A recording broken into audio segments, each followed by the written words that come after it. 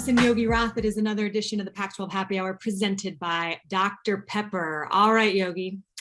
The third edition of the college football rankings are out. No movement in the top four. Georgia 1, Bama 2, Oregon is put at 3, and Ohio State is at 4. Utah moves up a spot to number 23. So we'll dive into some of the storylines, and there's a million of them. But your initial reaction, was there anything surprising or interesting that the committee did in your mind this week?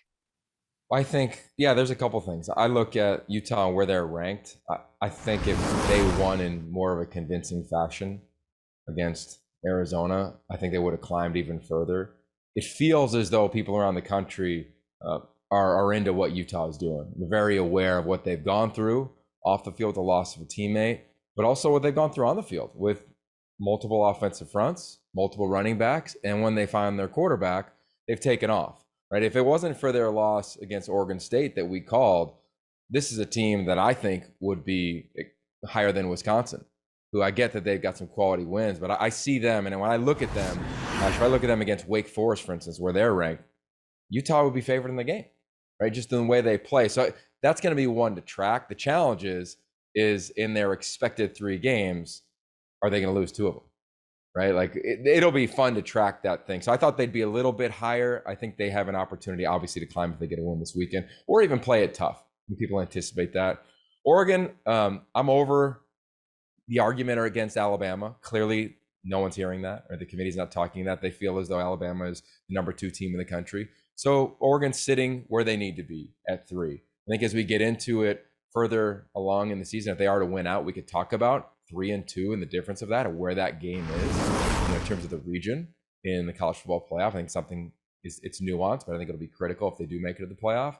But overall, they're sitting tight. They're sitting fine. I think if they win out, they'll be just fine with the remaining games that they have, and maybe even slide up to number 2, which would be great when you look at where they would possibly play the first round of the college football playoff. And I thought it was interesting. I always love listening to Gary Barta, at the end and talking to Reese Davis, and to get kind of some perspective on where the committee's head was at. And around the head-to-head discussion, which is what Reese led with, was, he said head-to-head is one of the criteria. Oregon has been playing terrific football. I think the way he referred to Ohio State, he said that they've been playing some of the best offense in the country, showed that in their convincing win over Purdue. Certainly not maybe the best defense, but the fact that Oregon, he said, went to Ohio State and beat them when the vote came down to it, that's what mattered. Now, the difference being Michigan State and Michigan State ranked a spot behind Michigan despite having, beat them just a couple of weeks ago. And Barta made a comment that caught my interest. He just said, statistically, Michigan comes out on top in almost every category. So am I making more of that than I should be? Or what was your reaction when he said that they were looking at statistically what mattered? Yeah, 3 things really stood out from Reese's dialogue with Gary Barta. Number 1, wins matter over losses, right? If you just look at teams and where they're ranked, where Arkansas is ranked, wins matter. Mississippi State, where they're ranked, wins matter. I'd say the same thing for Oregon. Wins matter versus their loss to Stanford. That's 1. 2, where the games are played matters. Michigan State was at home. Like that gets lost in the whole dialogue, where Oregon went on the road to beat Ohio State. First time since 2017 that anybody has won in the shoe. So I think that's really an impressive note, just to remind people about the comparison between those 2 games. Then you're right. When it comes down to it, stats among this committee, 7 new members this year, are a thing. So here's some stats for everybody out there on the Oregon Ducks. Yeah. They averaged 35 points per game, 31 plus in 7 of their 10 games. Against Wazoo, we get it, 38 points they had, 11 in the 4th. Ash, they're tied for 5th in the country in 4th quarter points. So they are hitting the gas late. I think that narrative is like, we want to see them finish. And I get that some games get, closer than maybe anticipated, but it's not like they're playing kids that aren't on scholarship, right? So when they have to at the end, they're finishing games. When you look at how they ran the football, they've had 300 plus yards rushing their last few games. First time they've done that since 2017. 10th best rushing offense in the country. So I heard Joey Galloway say, well, I want to see him throw the ball. Well, I'd say, hey, bro, turn on the game against Washington in the rain and watch Anthony Brown roll to his left and drop a dime for a touchdown.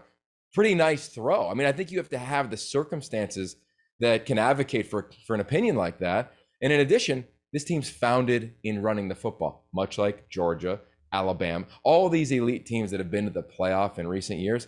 That's what Oregon does.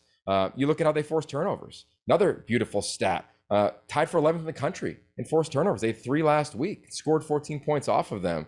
So I just think when you look at the numbers, Oregon backs it up. And then the final number is the amount of players they're getting back. They've lost so many that as the season has gone on. And we present to the committee this week. And again, you present to them the realities of the team. The realities of the team is they've dealt with a lot of injuries. They haven't flinched.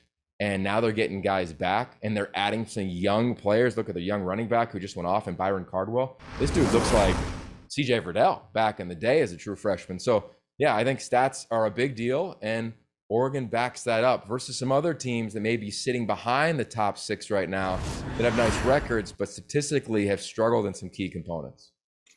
I love those stats. I know Greg Mraz, our head of stats, is just smiling ear to ear listening to this right now. But I think the biggest thing, obviously, and we've talked about this. We talked about this last weekend when we were together.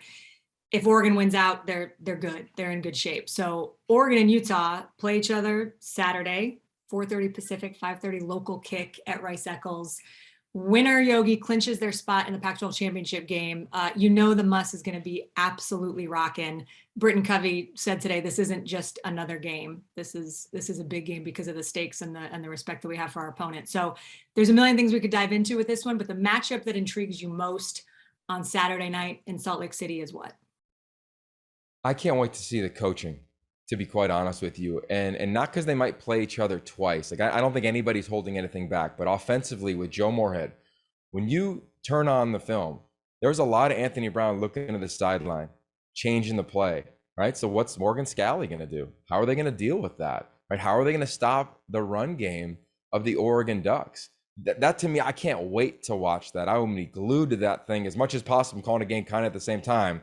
But I think that is the number one thing to look at of how these people adjust. And then when you flip it, I can go to the other side. Cam Rising, his command the line of scrimmage. Well, now he's going up against the best front he's seen in his entire football life, right? Not just Kayvon Thibodeau, not just Noah Sewell, but how about Brandon Dorless? How about this entire crew of Mace Funa, Verone McKinley coming down near the line of scrimmage? He's going to have to deal. And I look forward to watching Utah meet the moment because we don't know if they can. We know the Ducks can because they've gone on the road in a crazy environment. That's the Ohio State game, oh, by the way, and they handled it. They handled the line of scrimmage. I want to see how Utah players, as Britton Covey referenced, a big game. Well, do you treat it too big, right? Can you handle it? Do you get too chippy? Do you get too antsy? Those are all the things that will play out. I can't wait. Right now, Kyle Whittingham and Mario Cristobal are Coach of the Year 1 and 1A for me heading into this ball game. I think their teams will be ready. And I think we've got a championship bout, and that's exactly how it should be perceived and expected from everybody else around the country. It's going to be fun. And the fact that Kyle Whittingham, if Utah wins, he will become the sole owner of the record for most wins in Utah program history. So much on the line, so many storylines. I think worth mentioning, the winner of that game will clinch their spot in the Pac-12 championship game. The loser actually could as well. It all comes down to the ASU Oregon State game. So Utah fans, well, cheer for a win and you're good, but cheer for the Beavs. Oregon fans, you're cheering for the Sun Devils. And that'll make sure that you get what you want on Saturday nights. So aside, obviously, from the rankings this week, some really big news, Yogs. Jimmy Lake, the third Pac-12 coach this season who has now been fired before the end of the year. He finishes out his Washington career with a 7-6 overall record. Jen Cohen, the athletic director, addressed the media on Sunday. She talked about how disappointed she was. She owned the fact that she made the hire and said it was ultimately a multitude of things that led to her decision. They are honoring the remainder of his contract. So your reaction as this all came to a head over the last week or so? Well, I think the day Jimmy Lake got hired, I remember calling you being like, they're going to crush it, right? Coach Peterson had set the thing up. They'd come off, obviously, championships, playoff appearances, and in the era of recruiting and where it was going, the energy that Jimmy has had since we got to know him, you're thinking, here comes UW. And to me, I thought he'd be there for a decade. I mean, this to me could have been his final job. He loved that place. So when all of this shook out throughout the course of the season, when you look at what they did offensively and where they struggled, and then of course over the last few days, and then ultimately the last week, I was surprised on a bunch of fronts because I thought he'd be there for a long time. But with that said, Jimmy Lake is no longer the head coach of the University of Washington. And the reality is, when you look at that job, to me, it's one of the more desired jobs in all of college football. And here's why. You Number one, have the facilities. Number two, you have the resources. Number three, you got the support. You have the community. I mean, you go to Seattle, we've been there for games. This fan base loves their program. And we're in an era in college football where it's hard to fill stadiums. This place brings it every single weekend. They support their team on a bunch of levels. And then what the University of Washington is doing for their student athletes off the field, I think it's as good as anybody regarding mental health, NIL, all the programs they have set up. So wherever they go next, a head coach is going to walk into that facility and that thing is going to be positioned to turn quickly and win quickly. And I've talked to a lot of coaches that want that job, Ash, and I can tell you that they echo those sentiments. They cannot wait to hopefully have an opportunity to interview for that job and showcase, the strategy that they have and their plan that they have when they go in there. And I think that's going to be the biggest thing for the next head coach at the University of Washington, is somebody with a very detailed plan of when they get in there, not only schematically, but how they're going to run the operation as a CEO. This thing clearly went sideways at the end. The coach that they bring in, to me, is going to probably have experience as a head coach and understand how to lay out a blueprint and then follow it and track it. So I know it's hard right now for the players. I feel for the players. I feel like we were just talking about Washington State or USC only a couple weeks ago with this. Here's the deal that I would say. When you look at teams around the country that have gone through challenging circumstances, whether it's off the field like Utah, on the field like Washington State, what have they done? The successful teams is when the players have united. So I'd say this to the University of Washington football team with only a couple games left. I get that you were shook and it was a shock to your system, everything that's gone down over the last few days with your head coach and coaching staff. But now is the time for you to be about one another. Period. End of story. Have an awesome final few weeks in your college career. Do not let it be defined by things that you have zero control over, and go ball, versus sulk and say, wow, this is really challenging. Don't feel sorry for yourself. Go do your thing. That's what that place is built upon. That's what those alumni would be saying about what Husky football is and the bloodlines of that football program. Go do it. Cut it loose over the last few games. Week, what are we in? 12?